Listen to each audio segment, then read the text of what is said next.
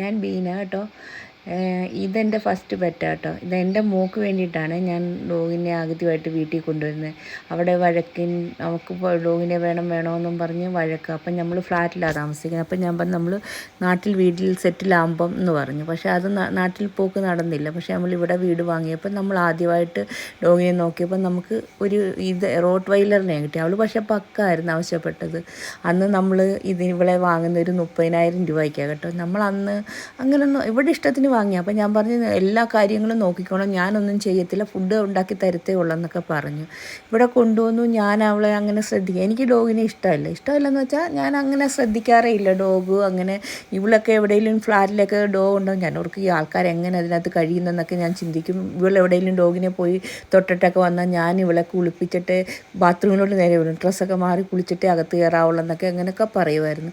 ഇവളെ കൊണ്ട് ഇവിടെ പേര് ദശ എന്നാട്ടോ, ഇവൾക്ക് കൊണ്ടുവന്ന് ദശയെന്ന് പേരിട്ട്. ഇവളെ കൊണ്ടുവന്ന് കഴിഞ്ഞ് ഞാൻ ജനലിൽ കൂടി ഇങ്ങനെ നോക്കത്തുള്ളൂ, അടുത്തോട്ടെങ്ങും പോകത്തില്ല കേട്ടോ. ഒരു ദിവസം ആരും വീട്ടിലില്ലാത്തപ്പോൾ ഇവൾ ആ ഭക്ഷണത്തിനോട് ഇവൾക്ക് ഭയങ്കര ആർത്തിയാണ് കേട്ടോ. മോൾ എക്സാമിന് പോയി, വീട്ടിൽ ആരുമില്ല, ഇവൾ ഫുഡ് കഴിച്ചിട്ടില്ല. എനിക്കാണെങ്കിൽ എന്തോ പോലെ നോക്കി ഞാൻ എന്തായാലും രണ്ടും കൽപ്പിച്ച് ചെന്ന് നോക്കാമെന്ന് വിചാരിച്ച് ആദ്യമായിട്ട് ഞാൻ അങ്ങനെയാണ് ഒരു ഡോഗിനെ തൊട്ട് എന്തുവാണെന്നറിയത്തില്ല, അത് ചാടി എൻ്റെ മടിയിലോട്ട് കയറി.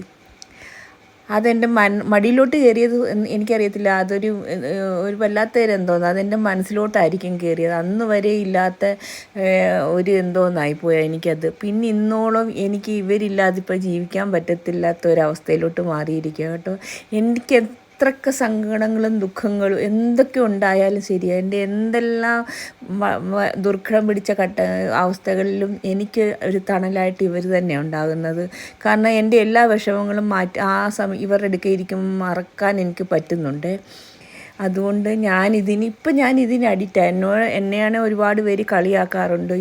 ഫേസ്ബുക്കിലൊക്കെ ഞാൻ ഫോട്ടോ ഇട്ടേക്കുന്ന കണ്ടിട്ട് എൻ്റെ ഫ്രണ്ട്സൊക്കെ ഇതിൻ്റെയൊക്കെ പുറകെ പോകുന്നതിന് കളിയാക്കാറൊക്കെ ഉണ്ട്. പക്ഷേ എനിക്ക് കിട്ടുന്ന ഒരു സന്തോഷം അത് മറ്റാർക്കും പറഞ്ഞാൽ മനസ്സിലാകത്തില്ല കേട്ടോ. നിങ്ങൾ എൻ്റെ ലോങ് വീഡിയോ കാണണം കേട്ടോ. കണ്ടാലേ എനിക്ക് ഈ സ്ട്രീറ്റ് ഡോഗിന് വേണ്ടിയിട്ട് എന്തെങ്കിലുമൊക്കെ ചെയ്യാൻ പറ്റത്തുള്ളൂ. അതുകൊണ്ട് എനിക്ക് ഒരുപാട് എഡിറ്റിങ് കാര്യങ്ങളൊന്നും അറിയത്തില്ല, പക്ഷേ നിങ്ങളിത് കണ്ടിരിക്കും.